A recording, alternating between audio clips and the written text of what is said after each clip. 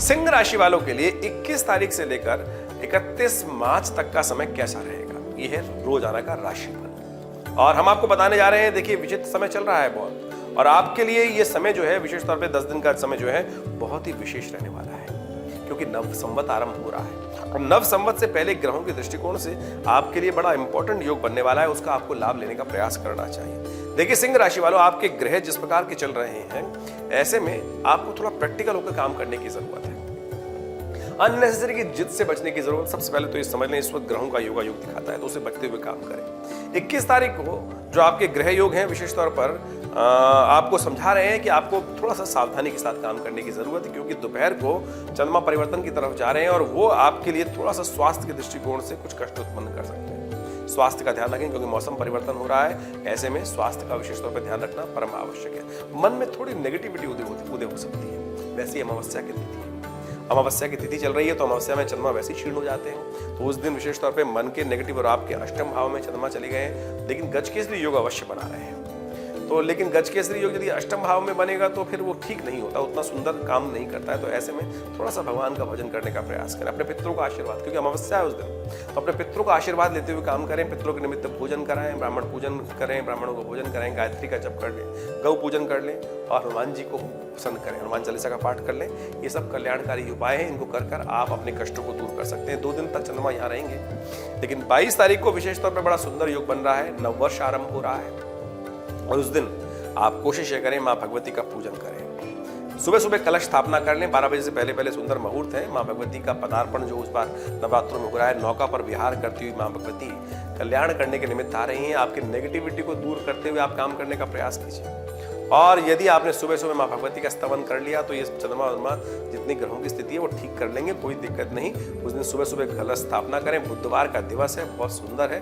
बुद्ध सब शुद्ध, शास्त्र में कहा गया ना, पुरानी कहावत है, गांव देहात में चलती थी, बुद्ध में जो भी काम सब शुद्ध होना चाहिए। नव संवत का आरंभ बुधवार से हो रहा है, पिंगल नाम का संवत है। कलश स्थापना करके आप समस्त कष्टों को दूर करने के लिए माँ भगवती का ध्यान करें, श्री गणेश का ध्यान करें।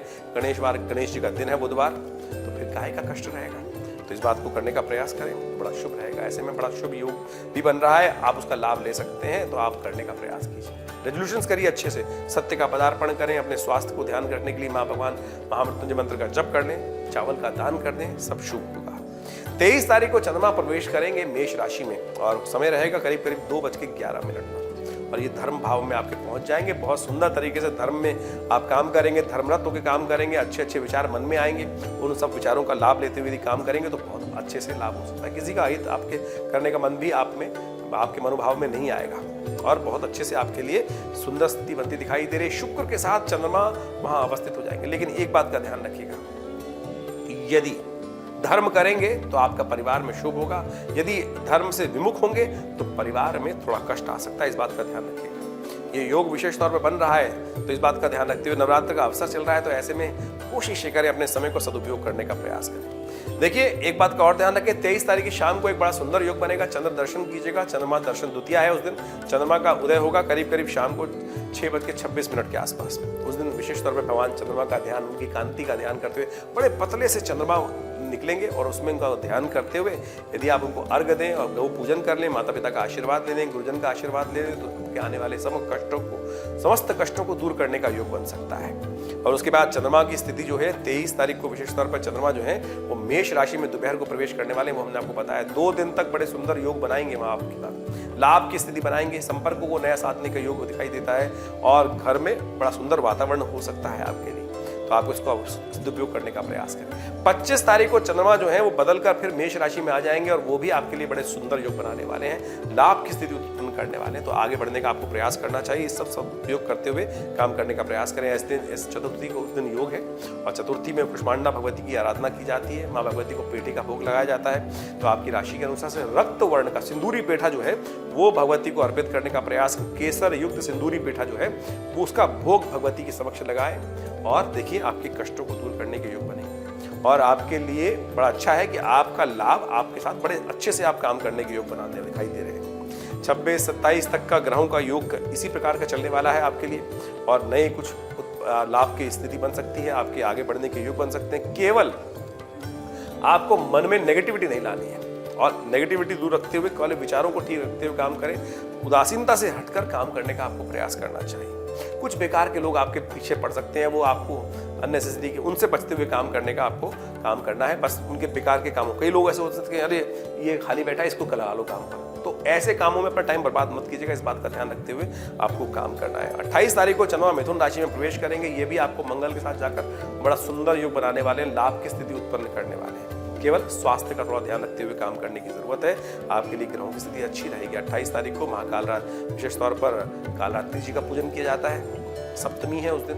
महाकाल रात्रि के निमित्त आप एक काम करें, उनका पूजन करें, शहद से उनका पूजन करें। और हमारे यहाँ तो एक विशेष तौर पे पूजन किया जाता है उस दिन, शत्रुओं की शत्रुता समाप्त करने के निमित्त भगवती कालरात्रि के निमित्त सर्वा बाधा प्रशमनम त्रैलोक्यस्य अखिलेश्वरी एवमेव त्वयाकार्यम अस्मद्वैरी विनाशनम, इस मंत्र से पीली सरसों से आहुति दी जाती है विशेष तौर पर। ये बड़ा सुंदर है। देखिए, हमें शत्रु से बैर नहीं है, शत्रुता से बैर है।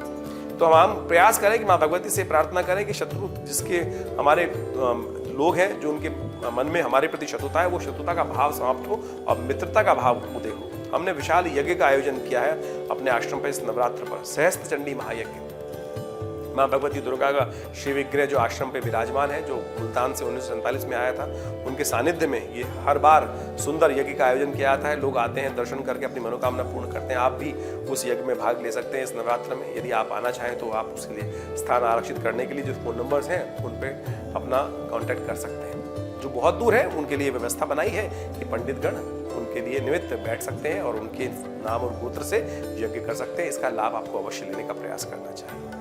30 तारीख तक ग्रहों की स्थिति इसी प्रकार रहेगी और 30 तारीख को चंद्रमा जो है वो आपके कर्क राशि में प्रवेश करेंगे। ये चंद्रमा थोड़े क्षीण हो जाएंगे। यहाँ पर चंद्रमा क्षीण हो जाते हैं, थोड़ा सा स्वास्थ्य का ध्यान रखने की जरूरत है, थोड़ा सा अपने इमोशंस को ध्यान रखने की जरूरत है, थोड़ा सा विशेष तौर पे जो धन का नुकसान होने के योग दिखाई देते हैं। ऐसे में यदि उस दिन महानवमी के दिन आप भगवती का विशेष तौर पर पूजन कर लें तो आपके कष्टों को दूर करने के योग बन सकते हैं। इसलिए महानवमी है, उस दिन कन्या पूजन विशेष तौर पर करने का प्रयास करें। 5 कन्याओं का विशेष तौर पर, छोटी कन्याओं को पैर धोकर उनको भोजन कराएं, उनको वस्त्र दें, उनको भोजन करा के उनका आशीर्वाद लें, तो माँ भगवती कृपा अवश्य प्राप्त होगी। इन सब चीज़ों को करते हुए आपको काम करने का प्रयास करना चाहिए।